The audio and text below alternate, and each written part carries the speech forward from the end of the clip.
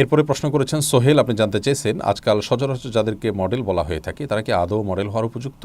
প্রকৃত অর্থে আমরা কাদেরকে মডেল বলতে পারি? ভাই সোহেল, মডেল বা মডেলিং আজকাল যে অর্থে বলা হয়ে থাকে, কোনো কোম্পানির বিজ্ঞাপন দিয়ে কেউ মডেল হতে পারেন। সেই কোম্পানির কোনো একটি পণ্য, ধরুন একটি পোশাক, একজোড়া জুতা, সেটা পরিধান করে তিনি দেখালেন যে এটি পরলে এমন দেখা যেতে পারে, তো সেক্ষেত্রে ওই অর্থে তিনি তো মডেল, অবশ্যই তাকে বলা যেতে পারে। কিন্তু এর বাইরেও আমরা জানি মডেল বলা হয়ে থাকে কেউ কোনো পোজ দিলে, কেউ কোনো অঙ্গভঙ্গি করে সে মুহূর্তের ছবি তুললে, সেটাও এক প্রকার মডেলিং। এবং মডেলিংয়ের আরও নানা দিক আছে, কিন্তু এই সব দিকগুলো বিবেচনা করলে যেটি বুঝে আসে তা হলো তারা তাদের একটা বাহ্যিক রূপ এটি প্রকাশ করে মডেলিং করছেন। তো সন্দেহাতীতভাবে আক্ষরিক অর্থে তারা মডেল এবং মডেলিং তারা করেছেন।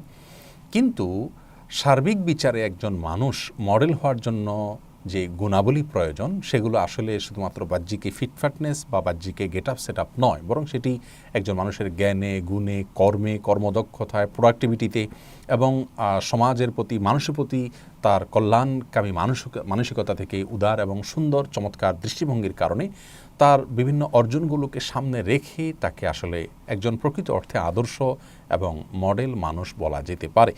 যে অর্থে আজকাল যাদেরকে মডেল বলা হয়ে থাকে সে অর্থে তারা তো অবশ্যই মডেল, সেটা নিয়ে তর্ক করার কিছু নেই।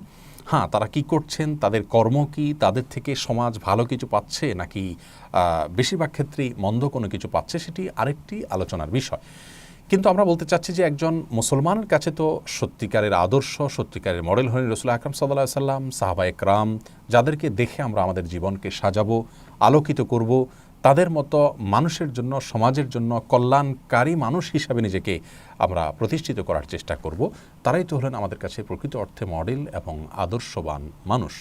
আমাদের সমাজে যারা নানা কারণে নিজেদের জ্ঞানে, গুণে এবং ভালো ভালো গুণগুলোর কারণে তারা মানুষের কাছে আদর্শ মানুষ হওয়ার মতো জায়গায় চলে গেছেন, সেই মানুষগুলো যদি আমরা মডেল বলতে পারতাম বা তাদের সেই সার্বিক গুণাবলীকে মাথায় রেখে যদি আমরা সমাজের আদর্শ মানুষ হিসাবে তাদেরকে কোনো বিশেষ উপাধিতে ভূষিত করতে পারতাম, তাহলে সমাজে ভালো কাজের প্রতি মানুষের প্রেরণা বাড়ত এবং মানুষ তাদের অনুসারী হতো অনেক বেশি।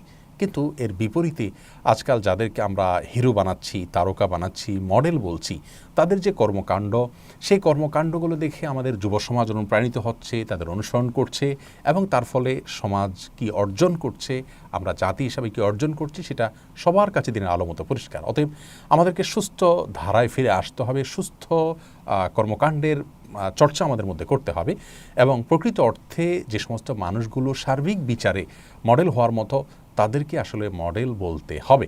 আমি আবারও বলছি, এটা নিয়ে বিতর্ক করার কিছু নেই যে তাদেরকে মডেল বলা যাবে না। তারা মডেল অবশ্যই, কিন্তু সেটা অত্যন্ত সীমিত অর্থে, একটা ক্ষুদ্র অর্থে এবং ক্ষুদ্র দৃষ্টিতে তাদেরকে মডেল বলা হচ্ছে। সার্বিক বিচারে তারা তো কোনো অবস্থাতে মডেল হতে পারেন না।